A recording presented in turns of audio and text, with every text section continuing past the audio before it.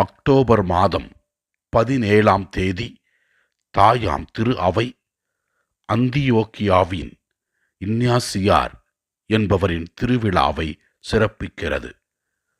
புனித பேதுருவிற்கு பின்பு இவர் கொலை செய்யப்பட்டார்.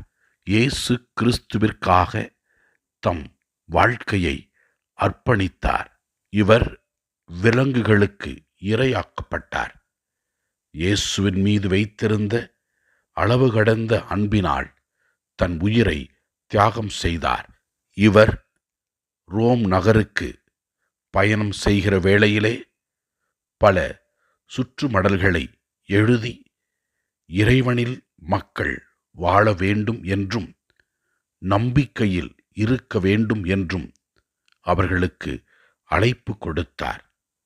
அழைப்பு கொடுத்தது மட்டுமல்லாமல் தன் உயிரையும் இயேசுவிற்காக தியாகம் செய்தார்.